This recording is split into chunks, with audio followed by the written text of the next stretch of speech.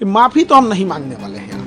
2 साल जेल काट लेंगे वो सही है। एक शिक्षक को ये क्रिमिनल बोलेंगे, ये पूरी देश देख रही है कि बिहार में क्या हो रहा है। माफ़ी तो आयोग को मांगना चाहिए सारे बच्चों से। एग्जाम बीपीएससी कंडक्ट करा लेता है तो उसके लिए बीपीएससी जो कहेगा वो हम कर लेंगे। बच्चों के हित में ध्यान रखने के लिए जो सजा है वो हम कबूल कर लेंगे, चाहे आयोग कुछ भी कहे, लेकिन ऐसे तो माफ़ी नहीं मांगेंगे, छोड़ेंगे नहीं किसी को भी। बच्चों के भविष्य के साथ खेलने का अधिकार किसी को नहीं है। वो बच्चे मिडिल क्लास से आ रहे हैं, कोई गरीब है, वो देख रहा होता है ये गलत हो रहा है, लेकिन ऐसा नहीं है कि उसको होने देंगे। पीएससी जो है इसमें कुछ ऐसे लोग हैं जो चुनावी वर्ष में जानबूझकर प्लांटेड किए गए हैं। देखिए, बीपीएससी ने कई सारे ऐसे बयान जारी किए, ऐसे नोटिफिकेशन जारी किए जिससे भ्रम की स्थिति पैदा हो गई, और अध्यक्ष महोदय ने स्पष्ट कई मीडिया में और अखबारों में कहा था कि वो ज़रूरत लगेगी तो नॉर्मलाइजेशन करेंगे, और कभी लगता था करेंगे नहीं करेंगे, इसी को लेके प्रोटेस्ट हुआ था। तो उन्होंने हमारे 5 सेंटरों को इसे नोटिस भेज दिए। देखिए, इसमें है मुसल्लापुर बोरिंग रोड पटना का है, ये मुखर्जी नगर दिल्ली है, करोल बाग दिल्ली है, और ये प्रयागराज सेंटर पे इन्होंने भेजा है। हालांकि इनसे एक छूट गया है, देहरादून छूट गया है, और गुवाहाटी खुल रहा है वो छूट गया है, इन्हें वहाँ भी भेजना चाहिए, हम इसका जवाब देंगे। और इसमें कहा गया है कि हमने बच्चों को भड़का दिया यहाँ पे, जो कि सरासर गलत है। आप ये समझ सकते हैं कि आयोग कितना अयोग्य हो चुका है। हम बच्चे को कैसे भड़का सकते हैं जो बच्चा खुद बीपीएससी का एग्जाम देने जा रहा है, एसडीएम डीएसपी बनने वाला है। यहाँ पर इनके गलत एक्शन की वजह से वो अपना विरोध संवैधानिक अधिकार के लिए मांग करने वहाँ गए थे, और एक शिक्षक की नैतिक जिम्मेदारी होने के नाते बच्चों के साथ जब भी अहित होगा तो उनके लड़ने के लिए उनके गार्जियन तो आएंगे नहीं। बच्चे गांव से आए हैं, वो मिडिल क्लास के बच्चे हैं, उनके पास इतना संसाधन भी नहीं है, तो हम उनको एक सही ढंग से एक जो तरीका है गर्दनी बाग जो बिहार सरकार ने धरना स्थल के लिए दिया है, वहाँ जाके हम प्रोटेस्ट कर रहे थे। उसके लिए इन्होंने एक नोटिस भेज दिया, और इस नोटिस में उन्होंने कहा है कि हमारे ऊपर क्रिमिनल ऑफेंस, क्रिमिनल केस करेंगे ये अगर हम ये नहीं करते हैं तो। अब बताइए, शिक्षक के ऊपर अगर ये क्रिमिनल एंड सिविल एलिगेशन लगाएंगे यहाँ पे, अगर हमने इनसे जवाब नहीं दिया और नोटिस का हमने इनको माफ़ी नहीं मांगे 15 दिन के अंदर, तो पहले तो हम आयोग को बता दें कि माफ़ी तो हम नहीं मांगने वाले हैं। 2 साल जेल काट लेंगे वो सही है। एक शिक्षक को ये क्रिमिनल बोलेंगे, ये पूरी देश देख रही है कि बिहार में क्या हो रहा है। हम कोई अपने लिए नहीं लड़ने गए थे, विद्यार्थियों के हक के लिए लड़ाई लड़ने गए थे यहाँ पर। और जो पूरे बिहार में एक प्रचलन है, सारे जगह ये गली गली में लोगों को ये हल्ला है कि सीटें बेची जा रही हैं। हमने इसी चीज़ों को दोहराया है, और आयोग इस पर स्पष्टीकरण करे कि आखिर ऐसा क्यों हो रहा है, स्केलिंग क्यों करेगा आयोग यहाँ। और उनका कहना है कि सार्वजनिक रूप से माफ़ी मांगे। माफ़ी तो आयोग को मांगना चाहिए सारे बच्चों से कि इस चुनावी वर्ष में पूरे बिहार का किरकिरी करा दिए, इतने बच्चों का, जहां कोई परीक्षा नहीं करा सकते हैं। तो ये आयोग को तो कहीं से इस बात पे होना ही नहीं चाहिए कि हम लोग से नोटिस दे। यहाँ पर आपने डीएसपी एसडीएम जैसे लोगों सीट मिलने की बातें को लेकर है कहा है उसमें कि आप बिक गया सीट, उसको लेकर है अपना बीपीएससी की छवि धूमिल की आपने।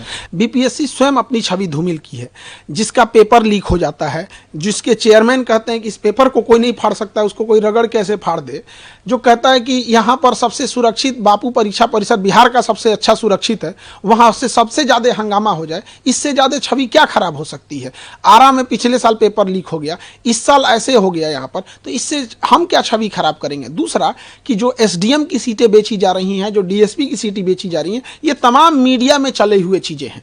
तो एक जिम्मेदार नागरिक होने के नाते और एक विद्यार्थियों का शिक्षक होने के नाते ये मेरा कर्तव्य बनता है कि हम इसको और बड़े मुद्दे पर उठाएं ताकि इस पर जांच हो सके। यदि ऐसा नहीं है तो नार्को टेस्ट कराया जाए। हम यही कहते हैं कि देश में हम भी इतने दिन से पढ़ा रहे हैं, ये जांच और उसकी रिपोर्ट कब जांच होती है, कब रिपोर्ट दब जाती है, किसी को नहीं पता चलता है। पूरी मीडिया के सामने नार्को टेस्ट कराया जाए, उसकी दवा भी हम दे देंगे, सोडियम पेंटोथेल, वो नार्को टेस्ट किया जाए, हमारा भी कराया जाए मीडिया के सामने। अध्यक्ष महोदय हो जाए, सचिव महोदय हो जाए, कौन गलत है कौन सही है ऑटोमेटिक पता चल जाएगा। हम माफी नहीं मांगेंगे तो नहीं मांगेंगे। मर जाना कबूल है, जेल जाना कबूल है। बच्चों के लिए लड़े थे, उनके लिए माफी नहीं मांगेंगे, क्योंकि हम अगर माफी मांग ले तो खान सर नहीं झुकेंगे, वो बच्चों का स्वाभिमान झुक जाएगा जो लड़कर अपना अधिकार मांगे थे। फिर कोई बच्चा लड़ने के लिए नहीं जाएगा। रही बात बच्चों के री एग्जाम की, अगर आयोग बच्चों के हित को ध्यान रखते हुए री एग्जाम कंडक्ट करा देता है, दोबारा बोलते हैं री एग्जाम बीपीएससी कंडक्ट करा लेता है, तो उसके लिए बीपीएससी जो कहेगा वो हम कर लेंगे। बच्चों के हित में ध्यान रखने के लिए जो सजा है वो हम कबूल कर लेंगे, चाहे आयोग कुछ भी कहे, लेकिन ऐसे तो माफी नहीं मांगेंगे। आगे अब खान सर क्या करेंगे? इस नोटिस का जवाब देंगे और एक बीपीएससी को भी नोटिस भेजेंगे कि आपने पूरे विद्यार्थियों को 5 लाख स्टूडेंट को मेंटल ट्रोमा में रखें। वहां पे कभी इनको लगता है, कभी इनका मन करेगा ऑप्शनल हटा देंगे, कभी 5 ऑप्शन डाल देंगे, कभी 4 ऑप्शन डाल देंगे, कभी एक ट्वीट खेल देंगे, कुछ से कुछ बोलने लगेंगे। इनका अध्यक्ष साहब का कहना था मैं एग्जाम के लास्ट मोमेंट भी डिसीजन ले सकता हूं कि नॉर्मलाइजेशन होगा कि नहीं होगा। तो बाहर में आके हम लोग क्या बोले? हम शिक्षकों को इन्होंने ये समझाने की नहीं कोशिश की थी, बल्कि ये थोपने की कोशिश की थी कि हम नॉर्मलाइजेशन करने जा रहे हैं, आप बच्चों को समझाइए। तो हम क्यों इनके डिसीजन को भागी बनेंगे? हमने इनसे यही कहा था कि आप बच्चों से बात करके बैठ लीजिए। तो इन्होंने कहा कि ठीक है, आप बच्चों को समझा दीजिए कि 15 नवंबर को हम एक बच्चों की मीटिंग बुलाएंगे। हम लोग की तो वैल्यू हम लोग तो बोल दिए कि आयोग बोले हैं कि 15 नवंबर को मीटिंग बुलाएंगे। क्या इससे आयोग की मंशा पर उसकी छवि धूमिल नहीं होती है? तो ये सब चीज़ों में आयोग को सोचना चाहिए। क्या अब आगे आप क्या गवर्नर या किसी बड़े डिग्निशन से क्या आप बात? अब हमारा तो यहाँ पे है, गवर्नर साहब से यहाँ पे फाइल रेडी है और मुख्यमंत्री साहब से। अब हम गवर्नर और मुख्यमंत्री साहब के पास जाएंगे इसको लेके, और हाईकोर्ट में हम बहुत पहले जा चुके हैं। हाईकोर्ट में पिटीशन लगा दिए थे हम 16 दिसंबर को ही। अब इत्तेफाक से क्या कहिएगा, उस समय छुट्टी हो गया था, तो ये 16 दिसंबर 2024 को परीक्षा के 3 दिन बाद ही हमने मतलब बिना किसी को बताए हमने लगा दिया वहाँ पर। लेकिन ये कहिए कि बच्चों की या किसके कहिए कि हाईकोर्ट छुट्टी पे चली गई। तो हम ये तीनों जगह अब जाएंगे, हम छोड़ेंगे नहीं किसी को भी। बच्चों के भविष्य के साथ खेलने का अधिकार किसी को नहीं है। वो बच्चे मिडिल क्लास से आ रहे हैं, कोई गरीब है, वो देख रहा होता है कि गलत हो रहा है, लेकिन ऐसा नहीं है कि उसको होने देंगे। इसकी सीबीआई जांच होनी चाहिए। सीबीआई जांच जाए अपने जगह पे, नार्को टेस्ट सबसे जरूरी है। क्या आप सीबीआई जांच की मांग कर रहे हैं? हम सीबीआई जांच करते हैं, सबसे पहले हमसे शुरू करें, वरना आयोग उसके बाद अध्यक्ष पे जाए। पहले हमारे से स्टार्ट कर ले, नार्को टेस्ट कर ले, फिर अध्यक्ष से। क्या कौन झूठ बोल रहा है, कौन सच बोल रहा है, सब सामने आ जाएगा। यहाँ पे संवैधानिक जगह पे बैठ के संविधान की रक्षा करनी चाहिए, देश की भविष्य का। इससे पहले अतुल प्रसाद भी थे, इतनी बड़ी परीक्षा कंडक्ट कराएं, इस तरह का तो एलिगेशन उन पे नहीं लगा। ये एक एग्जाम कंडक्ट कराने में पूरी तरह से धज्जी उड़ा दी है बीपीएससी का।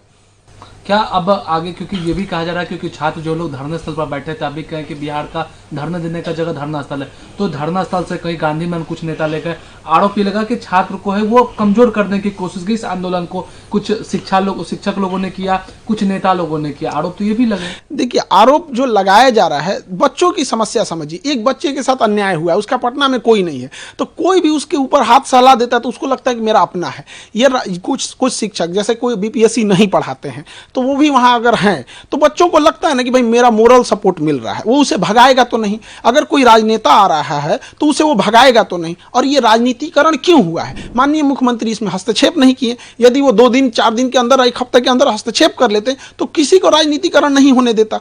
हमें या किसी विद्यार्थी को ये अधिकार थोड़ी है कि उनके धरना स्थल पर कोई अगर राजनेता आता है तो उसे वो भगा देंगे यहाँ पर।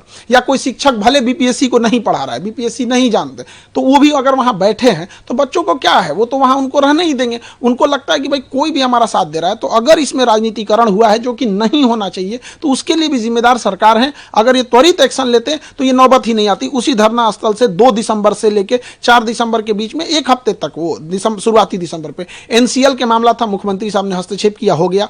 6 दिसंबर को नॉर्मलाइजेशन खत्म था, हो गया। यहां भी हस्तक्षेप करते तो नहीं होता। ये चुनावी वर्ष है, मुख्यमंत्री साहब को भी सोचना चाहिए कि बच्चों के भविष्य में सोचेंगे तो बच्चे भी अच्छा करेंगे। लेकिन बीपीएससी तो ऑटोनोमस बॉडी है, तो उस पर फिर हस्तक्षेप। ये कहने के लिए सारी चीजें होती हैं।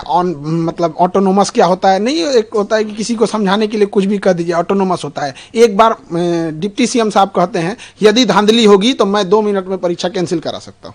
तो फिर ये बताइए कि फिर वो ऑटोनोमस कैसे हुआ? अब कई बयान आता है कि जिसमें वो कहा जाता है कि जांच हो रही है, जांच होगी, अगर गड़बड़ पाया जाएगा तो दोबारा परीक्षा होगी। ये बात तो अगर बीपीएससी ऑटोनोमस है तो बताइए कि ये बात उन्हें बोलना चाहिए, फिर मिनिस्टर लोग कैसे बोल रहे हैं?